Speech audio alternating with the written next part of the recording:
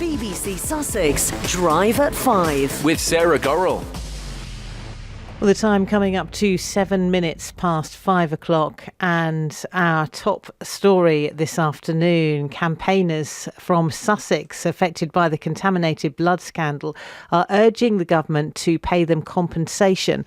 A number of victims and bereaved family members of the contaminated blood scandal have been meeting today with government ministers at the Cabinet Office. And Mark Ward from Peacehaven contracted a number of viruses, including HIV and hepatitis B and C, and is secretary of Tainted Blood, which is a national pressure group which represents people infected through blood transfusions.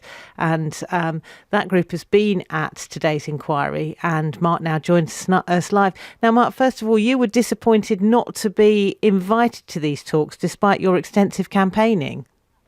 Hello, Sarah. Yes, very disappointed. As somebody who for decades now has been calling for equality within the way that all victims are treated, I was the only one in the room that basically comes from that angle, which really, sadly, the whole point of this meeting was about the inequalities across the United Kingdom. So that's an upsetting thing for you today. But in terms of how the meeting went, you have been campaigning extensively. Just very briefly, remind us of your story. Well, I was born with severe haemophilia, diagnosed at the age of 3. And then because of the use of blood products that were made here and imported from the United States, I was what the term is called super infected with multiple pathogens and viruses, as you said, including HIV and hepatitis viruses.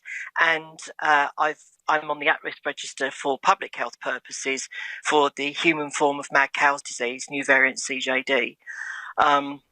So I've basically dedicated the last 20 years of my life to this campaign and fighting for justice. And again, I wasn't invited because the narrative that was used when haemophiliacs asked how they contracted HIV, the reply was that it was because of the homosexuals donating blood, and that's how it got into the blood supply, into our treatment. So blaming the gay community for what they knew was actually happening. So, as a gay man, this is hugely upsetting.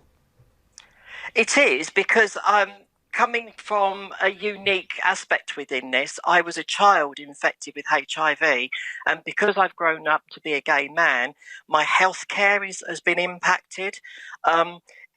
If we're talking about discrimination and inequalities within any group of people, if you accept some of it, then the next time something else happens, that gets accepted. It's almost like, well, they can discriminate if it's only towards certain people. What's happened here. It's been a huge fight. I mean, I can't begin to imagine how contracting this at such an early age, how that has impacted on your life. Now, this has all been about the fight for compensation. After this meeting today, do you think you're any closer to getting that compensation? Frankly, no. I've actually just had an update from my colleagues who were there, and they've confirmed that there was no new money announced. Basically, the minister sat there. It seems they didn't have a clue between haemophiliacs and whole blood recipients. They didn't understand the ins and outs of the victims and what we've gone through. But no, it just seems like a head-scratching exercise again. What next then, Mark? Are you going to continue campaigning? Is this going to be something that you'll be doing for years, possibly, potentially? Oh, of course, yes, until there's justice. I mean, we have the next phase of the inquiry, the infected blood inquiry, next month. They will be hearing from expert groups. And then from June, the other side, so the doctors, the politicians, the government officials, they will be giving their evidence to the inquiry. So I have my full support for that. And in the meantime, there are people out there who are truly suffering, and the discrimination between the different countries that make up the UK, we're talking thousands of pounds. One widow in Scotland gets far more than England, far more than Northern Ireland. It's just playing one victim off against the other and the groups.